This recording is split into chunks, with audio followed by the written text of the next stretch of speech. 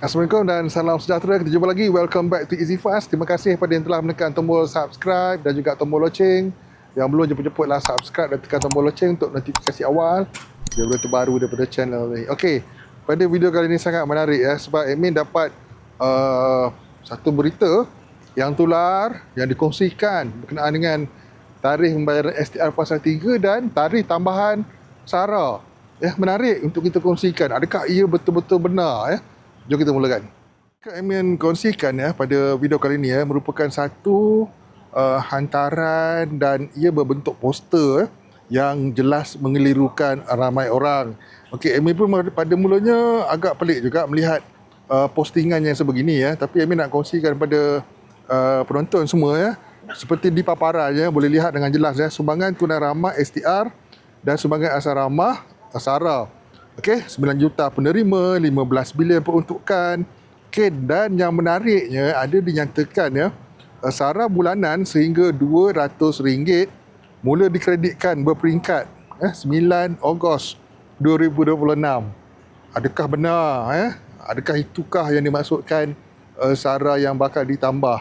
Dan di bawahnya ya, jelas menunjukkan STR fasa 3 sehingga RM500 mula dikreditkan 13 Ogos 2026. Okey, admin nak jelaskan. Perkara yang pertama, yang STR ni pun dah bagi red flag dah. Sebab apa? Sebab sehingga RM500. Salah maksimum adalah RM600 untuk isi rumah yang berpendapatan 2,500 ke bawah, anak 5 dan ke bawah dan lebih. RM600 bukan RM500. Jadi kita kena faham kat sini ya. Amount maksimum untuk STR fasa 3 adalah RM600 bukan RM500.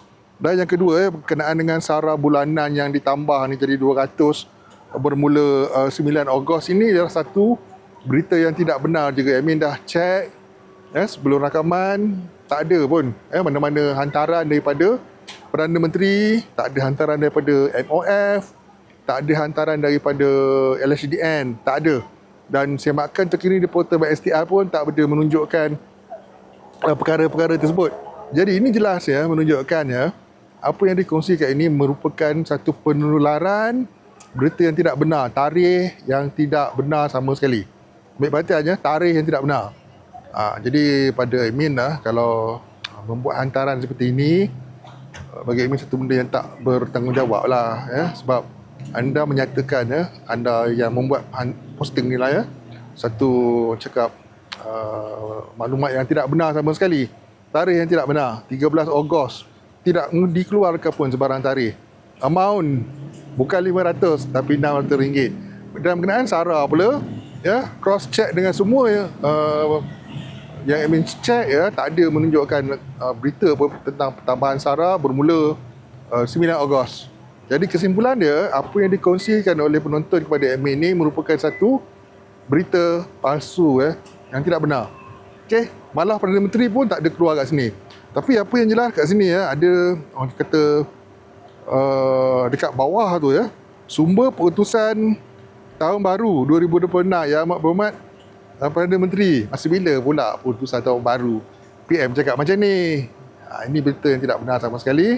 Bagi maklum ya, bagi yang berkongsi info ni, admin nak beritahu sesuatu benda je, ini merupakan berita yang tidak benar dan yang jika yang admin difahamkan, perkara ni mereka perolehi daripada Facebook.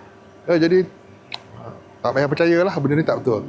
Okey, tak ada sebarang tarikh lagi sebenarnya untuk kenaikan SARA dan tak ada lagi tarikh yang sebenar untuk pembayaran STR fasa 3. 13 tu bukan tarikh yang benar. Baik, semoga jelas dengan apa sampaikan dan bermanfaat kepada semua, dan terima kasih kepada yang berkongsi info Harap perkara ni jelas, tak ada penambahan pun buat masa ni. Dan tarikh STR fasa 3 belum lagi diumumkan. 13 Ogos, tarikh yang tidak benar. Okay, see you guys in the next video. Assalamualaikum, salam sejahtera, salam hormat semua. Bye-bye.